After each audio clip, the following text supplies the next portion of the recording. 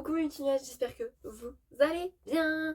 Aujourd'hui je vous retrouve pour une toute nouvelle vidéo et aujourd'hui on va parler de la L2, sciences de l'éducation à l'université. Je tiens déjà par commencer à vous dire que je suis très heureuse de faire cette vidéo puisque j'ai envie de la faire depuis très longtemps mais je n'ai pas trouvé le temps de la faire tout simplement. Bref, si ça t'intéresse, let's go, c'est parti.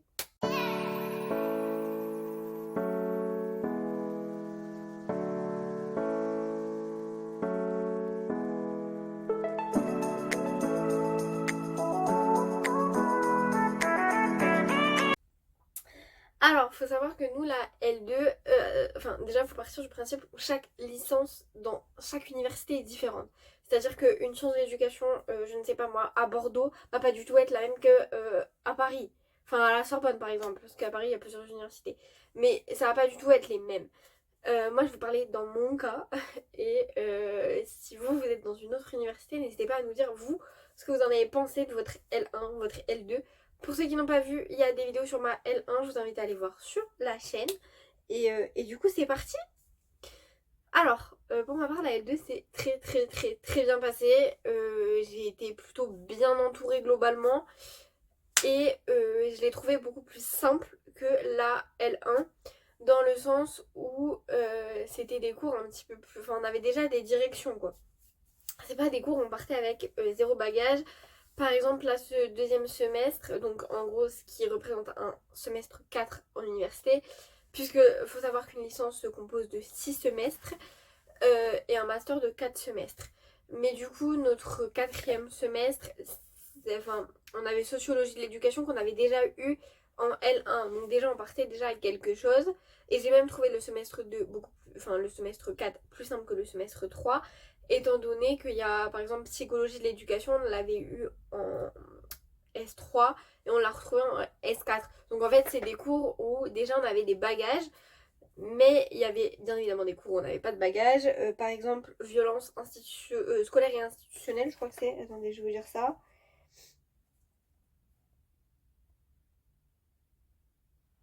Violence scolaire et institutionnelle, on n'avait jamais eu, mais pour autant, c'est un cours qui paraissait logique. Je vous dis ça, c'est ma pire note, mais oui, parce que j'ai mes résultats, mais ça on en parle après. Mais par exemple, scolarisation, formation et inclusion, c'est tout ce qui est sur le handicap. Et pour autant, on n'en avait jamais fait et ça a été un cours qui m'a paru logique d'avoir. On va pas se cacher que la L1 c'est plus un centre de tri. Soyons honnêtes entre nous, c'est un centre de tri puisque tous ceux qui ne sont pas dédiés au métier d'enseignant ou par exemple, je sais pas moi, vous êtes en fac de droit, tous ceux qui ne sont pas dédiés à être en droit ou tous ceux qui ne sont pas dédiés à être en médecine et qui sont en médecine, vous allez virer. Vraiment, première année c'est du gros tri.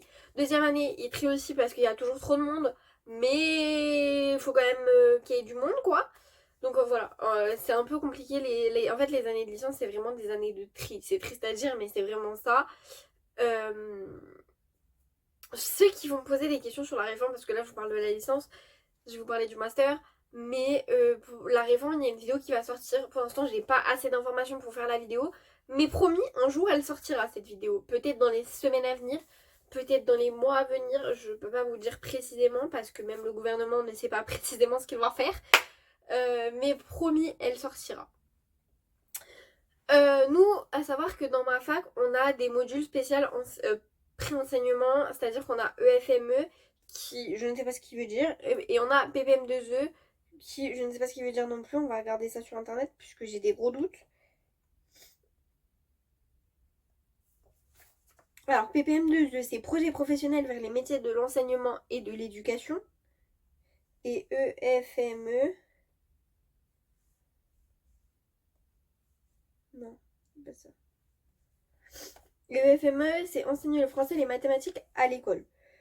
Toutes les facs ne font pas ça, je tiens à vous le dire quand même. Parce que moi, je sais que j'en ai parlé avec des amis qui sont également en sciences d'éducation, mais pas du tout dans ma fac, et ils n'avaient pas du tout ces programmes-là. EFME, nous, on a... alors, vraiment, toute fac s'organise aussi différemment. Parce que EFME, nous, je sais qu'on a une semaine sur deux. Mais il y a des facs où ça va être un semestre français, un semestre maths. Il y a des fois que ça va être la moitié du semestre français et la moitié du semestre maths, mais pas en une semaine sur deux, vraiment en moitié-moitié. C'est vraiment en fonction de votre fac. Et PPM2E, nous on avait des intervenants qui venaient tout au long de l'année nous expliquer leur matière. Alors il y a des matières par exemple qui nous servent à rien, par exemple musique, en tant que futur enseignant en maternelle primaire, on va faire de la musique mais pas comme enfin pas jouer des instruments quoi. Donc voilà, mais pareil, c'est comme les profs de... Enfin, souvent c'était des profs de lycée, collège qui venaient nous faire des interventions, qui n'avaient pas du tout la même façon de faire les choses que un enseignant de primaire ou de maternelle. Et ça, je peux vous le dire dans le sens où moi j'ai fait des stages en école maternelle et que les trois quarts des choses qu'on nous a dit ne concernaient pas du tout la maternelle. Ce que je peux vous dire d'autre, c'est que votre semestre, enfin votre deuxième année, c'est un peu une année décisive puisque c'est un peu à partir de là où vous vous engagez dans le master si vous voulez faire un master. Puisque comme étant donné qu'on ne sait pas si le master va toujours exister, s'il va toujours être obligatoire, enfin il va plus être obligatoire, mais enfin bref, il y a plein de choses qui font que je peux pas vous affirmer tout ça, mais si vous voulez vous engager dans le master, ou si vous n'avez pas le choix de vous engager dans le master, sachez qu'il vous faut à peu près, alors ça c'est aussi des on dit, mais je préfère vous le dire au cas où, mais à peu près un 12 de moyenne pour la L2 et la L3. La L1 ne compte absolument pas puisque c'est une année de tri et qu'en master ils en ont bien conscience. Personnellement là pour mes 2 semestres je m'en sors avec 11,53. Si vous êtes au-dessus de 11,50 ça peut passer. Euh, mais sachez que vos deux moyennes de L2, L3 pour rentrer en master s'accumulent. Donc si vous avez par exemple 13 et 11, vous allez avoir une moyenne de 12, vous avez des chances de passer. Ensuite, je vais vous parler vite fait master. Le master c'est un peu comme Parcoursup, vous passez par une plateforme. C'est mon master et c'est du tri. C'est vraiment très sélectif. Ça ne dépend pas de vos moyennes, ça dépend pas de votre lettre de motivation, ça dépend pas de vos appréciations. C'est le hasard et advienne que pourra. Je sais, j'ai des amis qui passent par là. Gros bisous les filles. Parce que je sais que c'est chiant. Ensuite, je vous fais rapidement un topo de nous les matières qu'on avait en S3 et en S4. Du coup, semestre 3, on avait du coup, EFME, de l'enfance à l'adolescence, c'est de la psychologie, éducation populaire, c'est tout ce qui est éducation dans les milieux un petit peu pas très hauts, on va dire. Et comment en fait on est arrivé à là où on en est aujourd'hui. Échec et réussite scolaire, donc c'est tout ce qui est notation, etc. Histoire de l'éducation, donc comment, enfin les différentes facettes de l'éducation. D'ailleurs, ça, je peux vous faire une vidéo dessus si ça vous intéresse. Voilà. Philosophie de l'éducation. Me demandez pas de vous faire une vidéo sur ça parce que vraiment, je n'ai rien compris au cours. Je sais même pas comment. Je sais même pas comment je m'en cherchais avec un 14, mais voilà. Psychologie de l'éducation. Méthode quantitative, donc c'est mener des enquêtes mais avec des données, donc avec des chiffres. Et méthode qualitative, c'est mener des enquêtes mais par rapport à des interviews. Et on a mené une enquête quantitative et qualitative. Donc au premier semestre, on a fait une enquête qualitative auprès d'enseignants. Enfin, pour ma part, mon groupe avec qui j'ai travaillé, on a mené une enquête sur les enfants avec des situations de handicap, enfin des déficiences, des troubles de l'oralité, des troubles, enfin des spectres, des troubles, bref, donc tout ce qui est dyslexie, tout ce qui est troubles auditifs, tout ce qui est, enfin tout ça. Et c'était super intéressant de voir un petit peu comment chaque enseignant, comment à chaque niveau on peut mettre des choses en place. Notamment moi j'ai voulu travailler dessus parce que j'ai été dans une classe de maternelle où il y avait un enfant avec des troubles du comportement. Et méthode quantitative, on en a fait une enquête au deuxième semestre, mais ça je vous en parle juste après quand on va parler du deuxième semestre. Et ensuite on avait anglais et PPM2E, à savoir que EFME, en fait, l'évaluation c'est des exercices d'élèves qu'il faut que vous corrigiez en expliquant le pourquoi c'est faux, pourquoi c'est bon, pourquoi machin, enfin bref. Et en maths souvent il y a des problèmes à résoudre, enfin c'est pas des problèmes mais des calculs à faire, etc., etc., ou répondre à des questions en français sur un texte donné. Et PPM2E en premier semestre, nous, notre évaluation, c'était une évaluation écrite sur les 2 CM qu'on avait eu. Voilà. Et enfin, en semestre 4, on avait droit et éducation, donc c'est tous les droits qu'il y a à l'école et qui participent à ces droits, donc tout ce qui est communauté éducative, etc. etc. Scolarisation, formation et inclusion, donc c'est sur le handicap, violence scolaire institutionnelle. On a notamment parlé, et là ça me paraît judicieux de vous en parler, de l'institutrice qui a lancé un verre d'eau dans le visage d'un élève en début d'année. Je pense qu'on en a tous entendu parler. Sachez que je trouve ce comportement inacceptable et que quand vous passez le concours d'enseignant, vous avez une grille d'évaluation et c'est là qu'on voit que la grille d'évaluation n'est pas forcément très bien complétée. Je dis ça, je dis rien.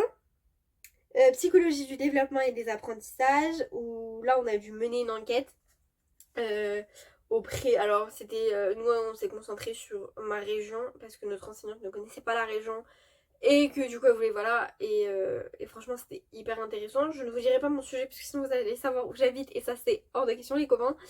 Mais c'était hyper intéressant. Voilà. Éducation comparée, donc en gros on compare différents systèmes d'éducation, notamment en TD on a étudié des textes et on a dû les présenter. Ah oui parce qu'il y a des cours en fait on a CM et TD, je vous l'ai pas dit mais voilà. Sociologie de l'éducation, méthode documentaire et historique, donc c'est comment faire une fiche de lecture. On a été visiter les archives, donc vraiment c'était pas mal. Par contre, je trouve que les fiches de révision qu'on nous a demandé de faire n'étaient pas du tout ce que nous on attendait en tant que futurs enseignants. Voilà. C'est mon point de vue, c'est ma façon de voir les choses. Je vous dis les choses telles que j'ai ressenties l'année. Hein. Vraiment, voilà. Méthode quantitative où on a mené une enquête, mais ça, je vais vous en parler maintenant. On a mené une enquête, nous, sur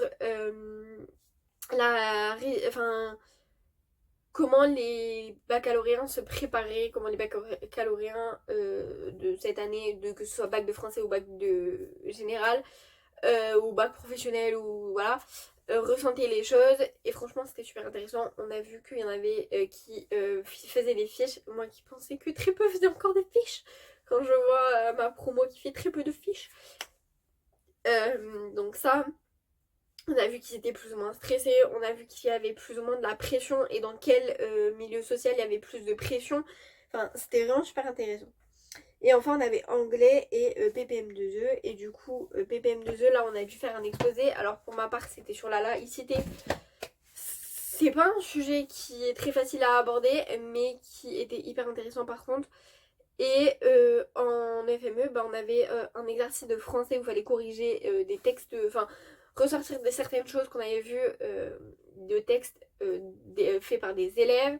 Et en maths, on était sur la multiplication et la géométrie. Voilà. Les conseils que je peux vous donner pour votre L2, c'est faire des fiches, mais les faire dès le début de l'année. Je dis ça, je suis la première à pas les avoir fait dès le début de l'année, hein. Mais je pense que ça c'est un point clé. Vous faire confiance. J'ai appris à me faire confiance et je vois que ça a marché. Prendre sur vous, mais vraiment prendre sur vous dans le sens où il y a plein de choses qui peuvent vous énerver et je sais de quoi je parle parce que j'ai failli péter je sais pas combien de fois mon crâne durant, durant cette année. Mais la patience, la détermination et le fait que vous voulez vraiment être enseignant, je pense que c'est les points clés de la réussite dans ce domaine. Et vraiment ne lâchez rien. Je sais que vous en êtes tous capables. Mais restez concentrés. Restez vraiment focalisés sur votre voix. Je sais que moi ça a été une année de grand tri dans ma vie puisque toutes les personnes toxiques sont sorties de ma vie. C'est une décision de ma part et croyez-moi que ça vous aide aussi. Prenez le temps de sortir. Alors c'est peut-être des trucs que vous faites déjà qui vous semblent bidons, mais sortir, changer d'air, c'est hyper important. Moi je sais que cette année j'ai pas mal pris le temps de prendre le goûter avec une de mes amies qui était avec moi en lettres. Et d'ailleurs gros big up à elle parce que je sais qu'elle regarde toutes les vidéos et elle se reconnaîtra. Mais franchement ça a été des moments qui m'ont fait super plaisir et qui m'ont permis de changer d'air. Et je pense que c'est aussi ça les éléments clés pour la réussite. Et c'est pour ça que je vais vous annoncer maintenant que j'ai validé mon année sans devoir passer au rattrapage. Donc ça, je suis plutôt contente parce que c'était un peu la pression que j'avais. Mais du coup, j'ai validé mon année. Je passe en L3, sciences de l'éducation, officiellement en 2025-2026. Et voilà. Et je voulais pas vous l'annoncer dès le début de la vidéo pour vous laisser un peu le suspense et vous laisser voir toute la vidéo. Mais voilà. Mais du coup, je suis super contente et j'ai hâte de vous partager l'année prochaine tout ce qui va se passer. Là, les prochaines grosses vidéos qui vont arriver, ça va être les vidéos de l'anniversaire. Puisque vous savez que c'est cet été, je ne vous donnerai toujours pas la date. Mais ceux qui sont venus sur les derniers lives TikTok, vous savez à peu près quand c'est. Voilà, et j'ai tellement hâte de vous partager tout ça. J'ai tellement hâte qu'on commence une nouvelle aventure ensemble. Et j'espère que vous aussi vous allez me partager un petit peu ce que vous vivez en ce moment, que ce soit vos réussites, si vous passez le bac, si c'est vos réussites via l'université, si c'est vos réussites personnelles, parce que ça me tient à cœur. Et voilà. Bref, moi je vous fais des gros bisous, je vous dis à la semaine prochaine pour une toute nouvelle vidéo. Ciao!